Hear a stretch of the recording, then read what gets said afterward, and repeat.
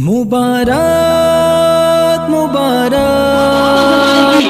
جہاد نظر آئے گا، جی ہاں آدم کا ذکر نظر آئے گا، نوح کا ذکر نظر آئے گا، ابراہیم کا تذکرہ نظر آئے گا، موسیٰ کا جلال نظر آئے گا، یحییٰ کی پاک دامنی نظر آئے گی، عیسیٰ کی جوانی نظر آئے گی۔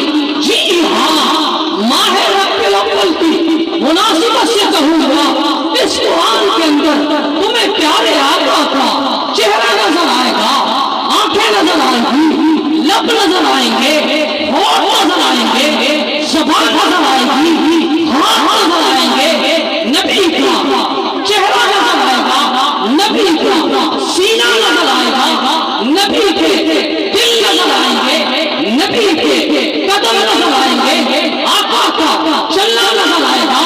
جی ہاں نبی کے یرانے نظر آئیں گے، ترانے نظر آئیں گے۔ کتاب لا ریب فیہ ھدی للمتقین وقال النبی صلی اللہ علیہ وسلم خیرکم من تعلم القرآن وعلمہ آئی فون سے تصویر نہیں کھینچا تم او کما قال علیہ الصلاۃ والسلام۔ سب سے پہلے مشیت کے انوار سے نقش روح محمد بنایا گیا، بلکہ اس کو طرز انداز میں سن لیں۔ سب سے پہلے مشیت کے انوار سے نقش روح محمد بنایا گیا، سب سے پہلے مشیت کے انوار سے نقش روح محمد بنایا گیا، پھر اسی نقش سے مانگ کر روشنی بزم کونوں مکان کو سجایا گیا۔ وہ محمد بھی، احمد بھی، محمود بھی، ذات مطلق کا شاہد بھی، مشہود بھی، علم و حکمت میں وہ غیر محدود بھی، ظاہراً امیوں میں اٹھایا گیا، اور اس کی رحمت ہے بے حد و بے انتہا، اس کی رحمت ہے بے حد و بے انتہا، اس کی شفقت تخیل سے بھی ماورا، جو بھی عالم جہاں میں بنایا گیا اس کی رحمت سے اس کو سجایا گیا۔ اور حشر کا غم ہو مجھے قاسم، اس لیے میرا آقا ہے وہ، میرا مولا ہے وہ، ارے جس کے دامن میں جنت بسائی گئی، جس کے ہاتھوں سے کوثر لٹایا گیا۔ لو تم بھی سنو، علماء بھی سنیں، حکمراں بھی سنیں، لو تم بھی سنو، علماء بھی سنیں، حکمراں بھی سنیں، ایک بات سنانے آیا ہو، حقیقت کرتے کیا ہے مدارس، حقیقت حال بتانے آیا ہے۔ میرے واجب الاحترام، قابل احترام دوستو، ساتھی بزرگوں، یکم اکتوبر سن 2022 کو آپ کے علاقہ مجاہد کالونی میں مدرسہ رشیدی احسن القرآن کے زیر اہتمام 7ویں عظیم الشان اور روح پرور ایمانی وجدانی عظمت قرآن کے مبارک عنوان سے معنون آج کا یہ پروگرام انعقاد پذیر ہے، جس میں میں بحیثیت میزبان کے آپ حضرات کے سامنے موجود تھا، لیکن چند عقیدت مندوں اور محبت کرنے والوں کی وجہ سے میں آپ حضرات کے سامنے کچھ لب گشائی کرنے کی کوشش کر رہا ہوں۔ زیادہ وقت آپ کا نہیں لیا جائے گا اور انشاءاللہ العزیز آپ کو تھکایا بھی نہیں جائے گا۔ یہ پروگرام جس میں طلباء عزیز کے پورے سال کی محنت اور اس کا رزلٹ اور نتیجہ اور ثمر اور پھل انعامات کی صورت میں امتیازی حیثیت حاصل کرنے پر ان کی حوصلہ افزائی کے لیے انعقاد پذیر ہے۔ بارگاہ الہی میں دعا ہے کہ خالق کائنات، مالک لم یزل، رب السماوات والارض، قرآن و سنت کے مطابق کہنے کی، قرآن و سنت کے مطابق عملی زندگی بسر کی توفیق عطا فرمائے۔ اللہ تعالیٰ کا احسان ہے کہ اس نے ہمیں اشرف المخلوقات یعنی انسان بنایا۔ اللہ تعالیٰ کا یہ بھی بڑا احسان ہے کہ اس نے ہمیں آخری نبی کی آخری امت میں پیدا فرمایا۔ اللہ تعالیٰ کا یہ بھی بڑا احسان ہے کہ اس نے ہمیں اسلام جیسی لازوال دولت سے نوازا، اور یہ وہ اسلام ہے جس کے بارے میں خداوند کریم نے قرآن کریم کے اندر فرمایا اليوم اکملت لکم دینکم واتممت علیکم نعمتی ورضیت لکم الاسلام دینا، کہ یہ وہ دین اسلام ہے جسے اللہ رب العزت نے پسند فرمایا، جسے اللہ تعالیٰ نے منتخب فرمایا، جسے خداوند عالم نے چناؤ فرمایا۔ اللہ تعالیٰ کا یہ بھی بڑا احسان ہے کہ اس نے ہمیں قرآن جیسی دولت سے نوازا جو پورے دین اسلام کا نچوڑ لب لباب خلاصہ ہے۔ اللہ تعالیٰ کا یہ بہت بڑا احسان ہے کہ اس نے ہمیں قرآن جیسی دولت سے نوازا۔ یہ قرآن کریم کوئی معمولی کتاب نہیں، قرآن کریم نور ہدایت والی کتاب ہے، قرآن کریم بخشش والی کتاب ہے، قرآن کریم سفارش والی کتاب ہے، قرآن کریم شک شبہ سے پاک کتاب ہے، قرآن کریم ہر تردد سے پاک کتاب ہے۔ جب ہم کہتے ہیں اللہ پاک ہے، انبیاء پاک ہے، قرآن پاک ہے، فرشتے پاک ہے، تو ان سب کا معنی الگ الگ ہے۔ چونکہ پاک کی نسبت مختلف ناموں کی طرف ہے تو معنی مختلف ہو گیا۔ اللہ پاک ہے مطلب یہ ہے اللہ تعالیٰ ہر شرک اور شریک سے پاک ہے۔ جب ہم کہتے ہیں انبیاء پاک ہے تو مطلب یہ ہے انبیاء ہر گناہ اور معصیت سے پاک ہے۔ جب ہم کہتے ہیں کہ فرشتے پاک ہے تو مطلب یہ ہے کہ فرشتے ہر بشری تنازع سے پاک ہے۔ جب ہم کہتے ہیں قرآن کریم پاک ہے تو مطلب یہ ہے کہ قرآن کریم ہر شک و شبہ سے پاک ہے، قرآن کریم ہر تردد سے پاک ہے۔ جی ہاں، قرآن کو نازل کرنے والا رب العالمین کی ذات ہے۔ تنزیل الکتاب لا ریب فیہ من رب العالمین، قرآن کریم کو لانے والے جبریل امین ہے، نزل بہ الروح الامین۔ قرآن کریم جس ذات کے سینہ اطہر پر اٹھایا گیا وہ ذات محمد کریم کی ذات عالی ہے۔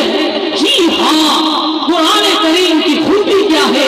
ان ھذا القرآن یہدی للتی ہی اقوم۔ قرآن کریم سارے عالم کے لیے ہدایت کا سرچشمہ ہے۔ قرآن کریم آیا کیوں؟ اس کا مقصد کیا ہے؟ کتاب انزلناہ الیک لتخرج الناس من الظلمات الی النور۔ قرآن کریم کا مقصد یہ ہے کہ یہ ظلمات سے نکال کر نور کی طرف لے جاتا ہے، کفر سے نکال کر ایمان کی طرف لے جاتا ہے، بدعات سے نکال کر سنت کی طرف لے جاتا ہے۔ جی ہاں، ارے قرآن اٹھاؤ تو صحیح، قرآن کہتا کیا ہے؟ اس کے 30 پاروں کا مطالعہ تو کیجئے، اس قرآن کریم کے اسرار و رموز کو تو دیکھیے، اس کے اندر ہے کیا؟ مجاہد کالونی کے لوگوں، اس قرآن کے اندر تمہیں توحید نظر آئے گی، رسالت نظر آئے گی، نبوت نظر آئے گی، ختم نبوت نظر آئے گی، صفات نظر آئے گی، عدالت نظر آئے گی، شجاعت نظر آئے گی۔ اس قرآن کے اندر تمہیں نماز نظر آئے گا، زکوٰۃ نظر آئے گی، حج نظر آئے گا، تعلیم نظر آئے گی، تبلیغ نظر آئے گی، دعوت نظر آئے گی، جہاد نظر آئے گا۔ جی ہاں، آدم کا ذکر نظر آئے گا، نوح کا ذکر نظر آئے گا، ابراہیم کا تذکرہ نظر آئے گا، موسیٰ کا جلال نظر آئے گا، یحییٰ کی پاک دامنی نظر آئے گی، عیسیٰ کی جوانی نظر آئے گی۔ جی ہاں، ماہ ربیع الاول کی مناسبت سے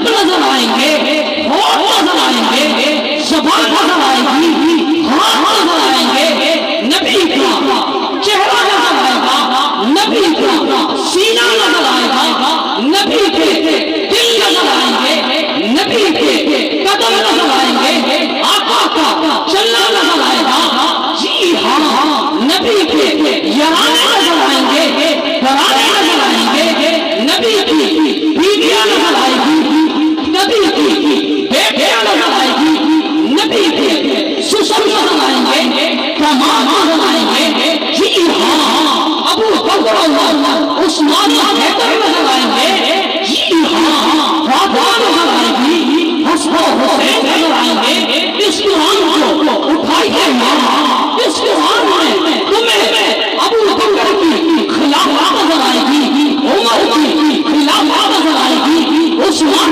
کی خلافت نظر آئے گی، امیر معاویہ ہائے اللہ چمک چمک دھما دھما نظر آئے گا، فی صحف مکرمہ مرفوعۃ مطہرہ بیأیدی سفرہ کرام بررہ کرام بررہ کرام بررہ۔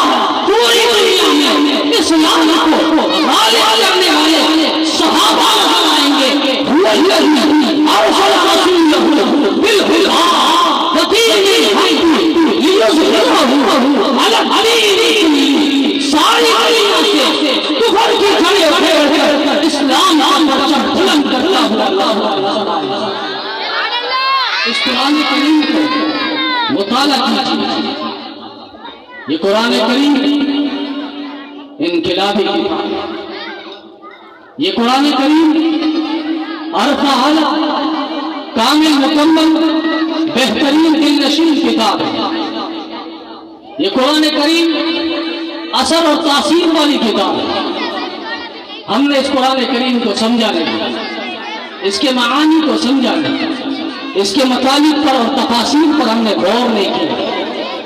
یہ قرآن کریم انقلابی کتاب ہے، یہ قرآن کریم جہاں جہاں آیا، جس جس مقام پہ آیا، جس جس شہر پہ آیا، جس جس قوم پہ آیا، جس جس محلے پہ آیا، وہ محلہ بدل گیا، وہ لوگ بدل گئے، وہ افراد بدل گئے، وہ شخصیات بدل گئی، جی ہاں وہ سوسائٹی بدل گئی، وہ قبیلے کے لوگ بدل گئے، جی ہاں یہ قرآن کریم جہاں جایا لوگوں کے افکار بدل گئے، جذبات بدل گئے، تخیلات بدل گئے۔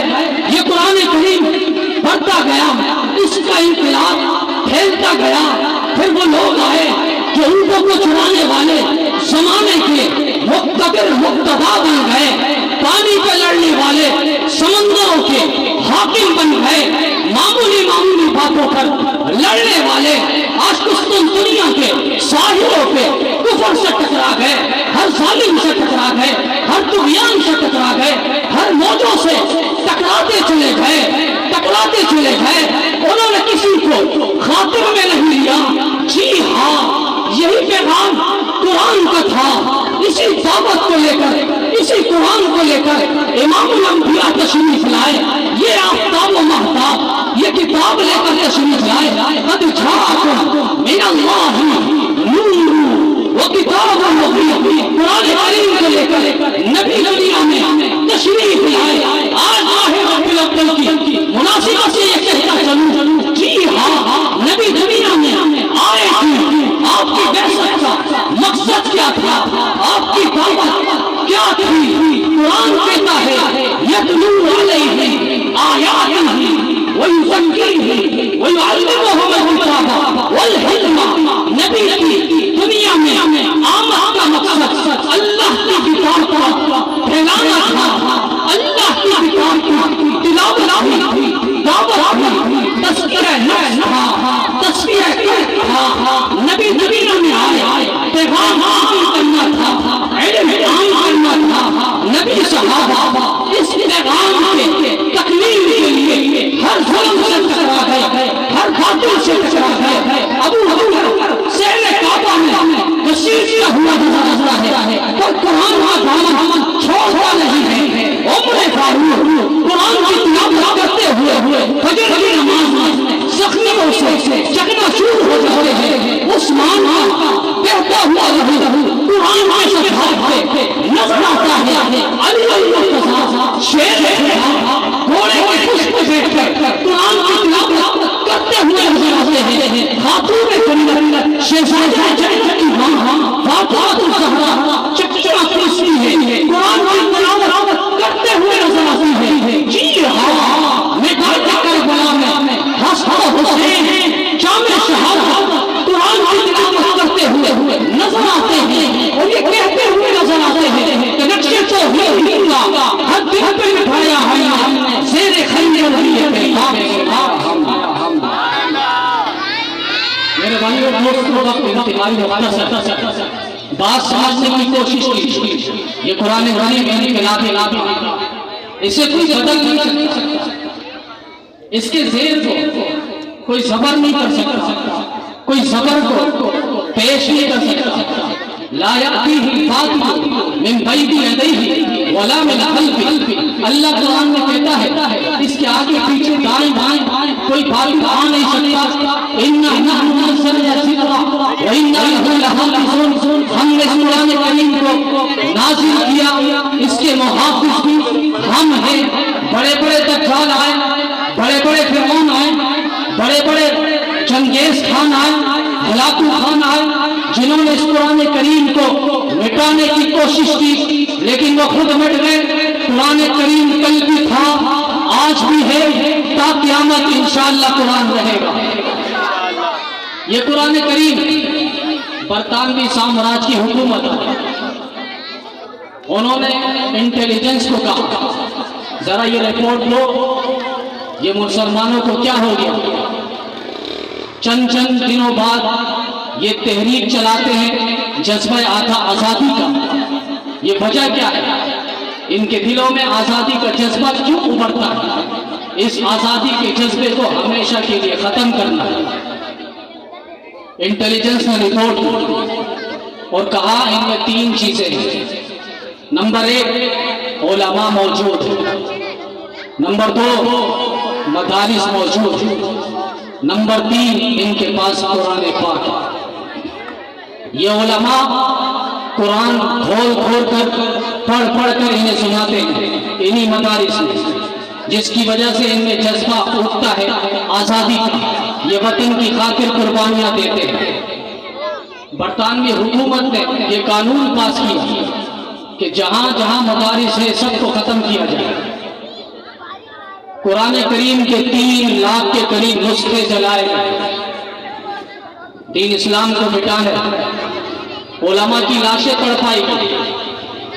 انگریز مورخ ٹامسن کہتا ہے کہ میں نے دیکھا 10,000 علماء کی لاشیں تڑپ رہی ہوتی ہیں. دلی چاندنی چوک سے خیبر تک علماء کی لاشیں تڑپ رہی ہیں. سڑکوں پہ علماء کی لاشیں تڑپ رہی ہیں. مسجد کے صحن پہ علماء کی لاشیں تڑپ رہی ہیں. لیکن وہ انگریز مورخ ٹامسن کہتا ہے جس ساتھ نے مجھے پیدا کیا اس ساتھ کی قسم ہے کوئی دین بھی ایسا نہیں آیا جس نے انگریز کے ساتھ گھٹنا ٹیک کیا ہوا ہو, جس نے انگریز کے ساتھ جھک کیا ہوا ہو, جو انگریز کے ساتھ ثابت کیا ہوا ہو. جامع شہادت تو روش کرنا گوارا کیا لیکن کسی انگریز کے سامنے جھکنا برداشت نہیں کیا. چلتے عطا اللہ شاہ بخاری رحمت اللہ علیہ ایک معصوم بچے کو 7-10 سال کی عمر عدالت کے کٹہرے میں لے جاتے ہیں. جج سے کہتے ہیں کہ آپ نے تو یہ قانون کیا اور پاس کیا قرآن کریم کو جلایا جائے ختم ہو جائے گا, لیکن یاد رکھنا یہ جو میں معصوم بچہ لے کر آیا ہوں اس سے الحمد سے لے کر والناس تک سنو نا. جب اس جج نے سنا اس نے فوراً فیصلہ آؤٹ کیا اور کہا کہ نہیں اب قرآن کریم کے نسخے نہیں جلائے جائیں گے. جو مقصد تھا وہ مقصد حاصل نہیں ہو. میرے بھائیوں یہ قرآن کریم ہے, اس کی حفاظت ہمارے اکابرین نے مختلف انداز میں کی ہے. ایک عیسائی آیا اور شور کرنے لگا لاؤ مسلمانوں اپنے مذہب کی کتاب قرآن کریم, یہ آگ جل رہی ہے اس میں ڈالو. جس کے مذہب کی کتاب جل جائے گی میں بھی اپنے ساتھ کتاب انجیل لایا ہوں، میں بھی ڈالوں گا، تم اپنے قرآن کریم کو اس کے اندر ڈالو۔ جس کی کتاب چل گئی وہ یہ سمجھ لے اس کا مذہب بیکار، اس کا مذہب غلط، اس کا مذہب باطل۔ شخص بھاگتا ہوا حضرت شاہ عبد العزیز محدث دہلوی رحمۃ اللہ علیہ کے پاس، شاہ صاحب پادری شور کر رہا ہے، کہا کیا کہہ رہا ہے؟ کہا یہ کہہ رہا ہے۔ کہا چلو، کہا حضرت قرآن مجید ساتھ لیں، کہا اس کی ضرورت نہیں، ہم ایسی بات کر لیں گے۔ چلے گئے میدان پر، وہ عیسائی پادری شور کر رہا تھا، مسلمانوں کو للکار رہا تھا، لاؤ لاؤ نے مذہب کی کتاب۔ شاہ صاحب آگے بڑھے اور کہا کہ ٹھیک ہے تمہارا چیلنج میں قبول کرتا ہوں، لیکن ایک بات سن لو، ہمارے مذہب کی کتاب لاوارث نہیں، یتیم نہیں کہ ہم اس کو ایسی آگ میں پھینک دیں، بلکہ ایسا کر لیتے تمہارے مذہب کی کتاب بھی مقدس، میرے مذہب کی کتاب بھی مقدس، میں اپنے مذہب کی کتاب قرآن کریم کو سینے سے باندھ لیتا ہوں، تم اپنے مذہب کی کتاب انجیل کو اپنے سینے سے باندھ لو، ہم دونوں آپ کو چھلانگ لگاتے ہیں، جو جل گیا اس کا مذہب بھی جل گیا، اس کی کتاب بھی جل گئی، اس کا جسم بھی جل گیا۔ یہ چیلنج کرنا تھا، وہ عیسائی بھاگ گیا، لوگوں نے پکڑا اور اس سے پوچھا بھئی آپ بات کیوں ہو؟ 2 منٹ کو پہلے بہت شور کر رہے تھے، ابھی بھاگ رہا۔ تو اس نے کہا اصل میں نے انجیل پہ تو مسالہ لگایا تھا، وہ مسالہ جس پہ عام اثر نہ کرے، لیکن اپنے جسم پہ میں نے نہیں لگایا تھا، اس لیے میں ڈر کے بھاگا۔ حضرت شاہ عبد العزیز محدث دہلوی رحمۃ اللہ علیہ اس کے بعد کہا کرتے تھے، جب میں آنکھ کے قریب ہوا تو واللہ اللہ کی قسم مجھے اس آنکھ سے جنت کی خوشبو آ رہی تھی۔ جس اللہ نے ابراہیم خلیل اللہ کے لیے نار نمرود کو گلے گلزار بنایا تھا، آج وہی اللہ موجود ہے ایک امت محمدیہ کے فرد کے لیے یہ کرامات کا ظہور کر سکتا ہے۔ بڑے افسوس کے ساتھ کہنا پڑتا ہے، ہم نے اس قرآن کریم کو صرف گھروں میں برکت حاصل کرنے کے لیے الماریوں میں تاکچوں میں سجائے رکھا، ہم نے اس قرآن کریم عدالتوں میں قسمیں اٹھانے کے لیے سجائے رکھا، ہم نے اس قرآن کریم کو مردوں کے اصالِ ثواب کے لیے سجائے رکھا، ہم نے اس قرآن کریم کو میت کی بخشش کے لیے اس کو سجائے رکھا، ہم نے اس قرآن کریم کو بیٹیوں کو رخصت کرتے ہوئے اس کے سائے ہم نے سجائے رکھا، جبکہ ضرورت اس بات کی تھی کہ ہم قرآن کریم کی تعلیم کے سائے اپنی بیٹیوں کو رخصت کرتے، عدالتوں میں قسمیں اٹھانے کے بجائے اس کے احکامات پر عمل کرنا تھا، یہ ضرورت تھی۔ مردوں سے زیادہ ہم مردوں کے لیے یہ قرآن کریم باعث ثواب تھا، میت کے بخشش کے لیے زندوں کی بخشش کی فکر کرنی تھی۔ جی ہاں، گھر میں رکھ کر برکت حاصل کرنے کے بجائے اس قرآن کریم کی تلاوت کر کے برکت حاصل کرنے کی ضرورت تھی۔ آج یاد رکھنا، یہ قرآن کریم کے کتاب نہیں، کیا حدیث میں نبی نے نہیں فرمایا خیر تعلم القرآن وعلم، تم میں بہترین شخص وہ ہے جو قرآن سیکھے دوسروں کو سکھائے۔ کیا نبی نے نہیں فرمایا جس کا بچہ ناظرہ قرآن کریم ختم کر لے اس کے والدین کے اگلے پچھلے گناہ معاف کر دیے جائیں گے؟ کیا نبی نے نہیں فرمایا کہ صاحب قرآن کو کل قیامت میں دن احساس کے طور پر اللہ رب العزت کہیں گے ایک ایک آیت قرآن کی تو پڑھتا تھا، جنت کی سیڑھیوں میں تو چڑھتا تھا، حافظ قرآن کل قیامت کے دن 10 شخص کو جنت لے جانے کا ضامن ہوگا۔ کیا یہ حدیثیں نہیں ہے؟ ہم غفلت کی چادر سوئے ہوئے ہیں، ہم نے قرآن کریم کو معمولی سمجھا۔ یاد رکھنا، ہمیں تمہارا دین کی طرف پلٹنا ہوگا، قرآن کی طرف پلٹنا ہوگا، قرآن والوں کی طرف ہمیں پلٹنا ہوگا۔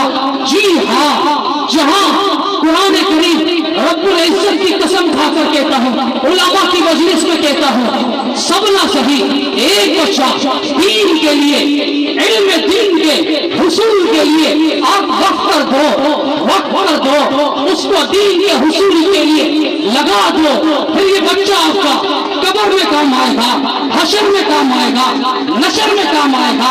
ذمہ دار اسٹیج پہ کھڑا ہو کر کہتا ہوں، جہاں کوئی کام نہیں آئے گا وہی یہ بچے آپ کا کام آتا ہوا نظر آئے گا۔ اللہ تعالیٰ ہم سب کو قرآن کریم کی صحیح معنوں میں خدمت کرنے کی اور قرآن کریم کے احکامات پر عمل